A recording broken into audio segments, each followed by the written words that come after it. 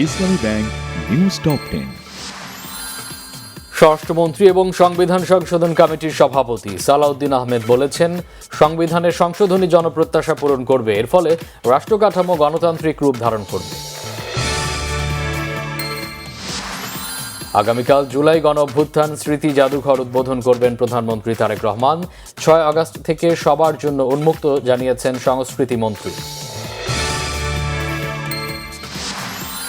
আদালতে নিষেধাজ্ঞা থাকায় পলাতক শেখ হাসিনার বক্তব্য আগাম জানিয়ে প্রচার করলে সরকার আইন অনুযায়ী ব্যবস্থা নেবে, জানিয়েছেন তথ্য ও সম্প্রচার উপদেষ্টা doctor Zahidur Rahman.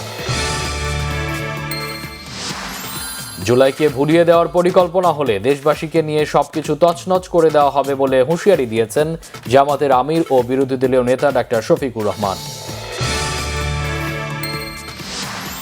July August গণ অভ্যুত্থানের বিচার 1 বছরের মধ্যে শেষ করার লক্ষ্য নিয়ে কাজ করছে আন্তর্জাতিক অপরাধ ট্রাইব্যুনাল। ইতোমধ্যে শতাধিক অভিযোগ তদন্তে নেওয়া হয়েছে। 2 সপ্তাহ পরও গ্যাস সংকট চলমান। বিভিন্ন স্টেশনে রয়েছে গাড়ির দীর্ঘ লাইন। ঘন্টার পর ঘন্টা অপেক্ষার পরও পর্যাপ্ত পরিমাণে মিলছে না গ্যাস।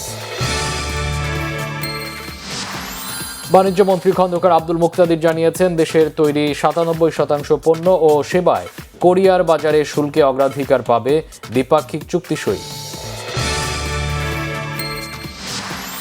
বিজিএমইএর সভাপতি মাহমুদ হাসান খান বলেছেন, $100 বিলিয়ন রপ্তানি লক্ষ্য অর্জনে টেক্সটাইল ও আরএমজি খাতকে একসঙ্গে কাজ করতে হবে। রাশিয়া ও ইউক্রেনের মধ্যে পাল্টাপাল্টি হামলায় শিশুসহ অন্তত 22 জন নিহত হয়েছে। নিহতদের মধ্যে উভয় দেশের 11 জন কোনো নাগরিক রয়েছে।